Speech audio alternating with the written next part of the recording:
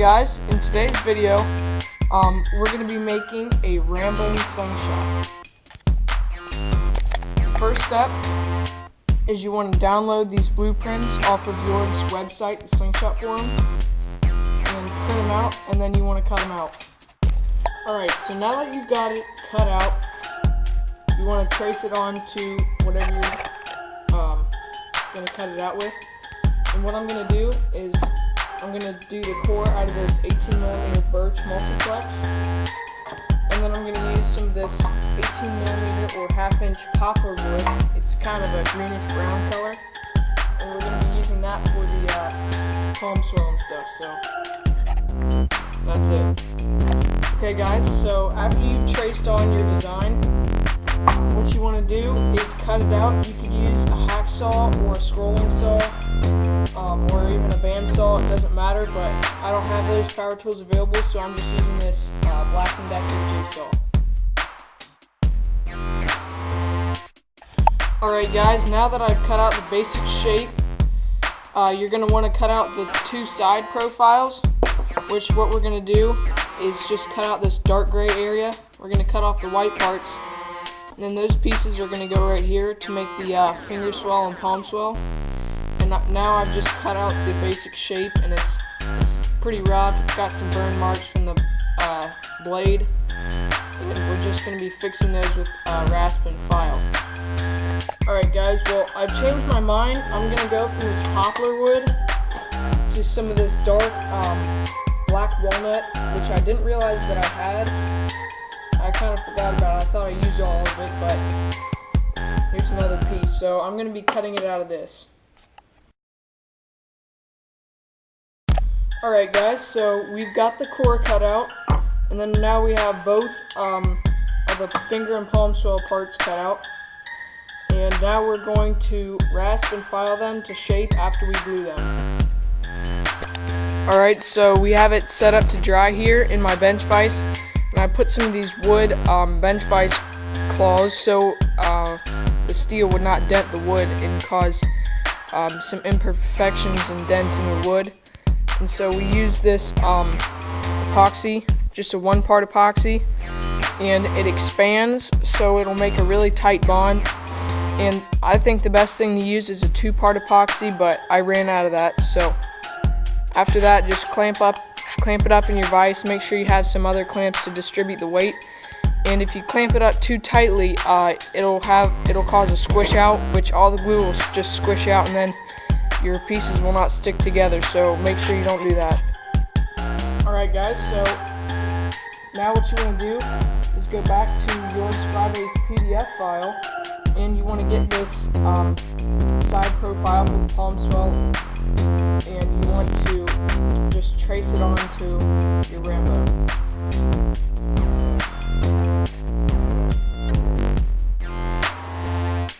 Alright guys, so now we've finished filing it flush, and now we're going to cut out the palm swell and finger swell parts. Alright guys, so we've roughly cut what we're going to have, and we still need to rasp out the palm swell, which is kind of hard to cut, so we're just going to rasp it with a rasp, and then we need to smooth these out and flatten these fork parts. You can already tell it's starting to come into a rambone shape, so that's pretty good.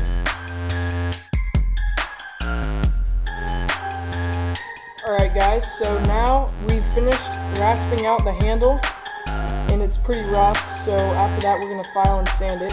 But right now these are kind of bulky and ugly, so we're going to go ahead and cut these according to the rambone PDF file.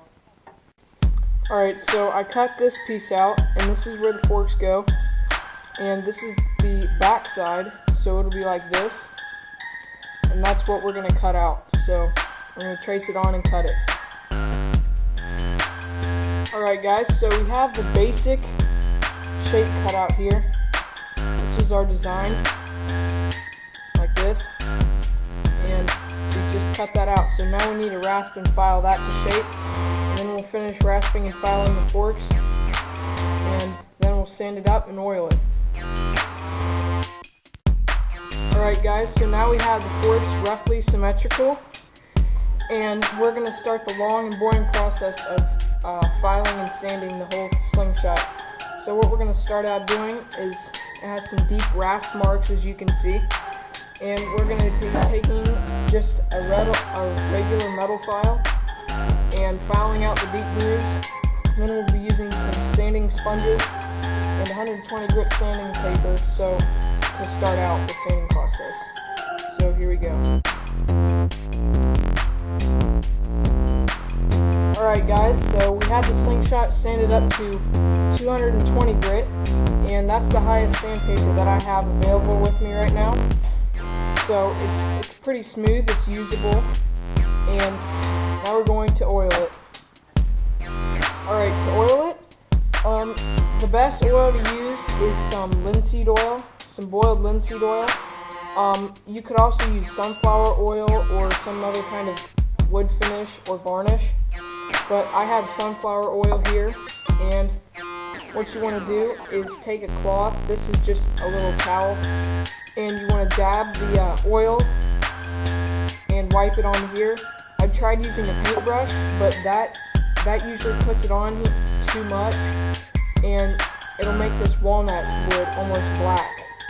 So you just want to do thin, even coats, and do about 3 or 4 of them. So I'm going to do that now. Alright guys, so this is the finished slingshot after 3 coats of the sunflower oil. Sorry about that guys. And now we're going to put some bands on it and shoot it for you guys. Alright guys, here's the finished slingshot. I just drilled a hole in it and added a little paracord lanyard type thing just for survival. I added some dual layer Theraband gold per side, and we're going to be shooting these 20-gram steel fishing weights in my new catch box. So here we go.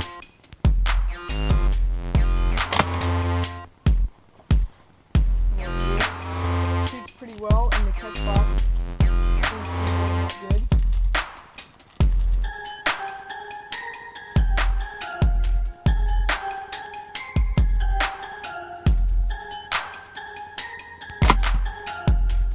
This thing shoots very hard. That's pretty good. And this GoPro is shooting at 720p at 60 frames per second, so I can get some good slow motion. GoPro Hero 3 White that I just got.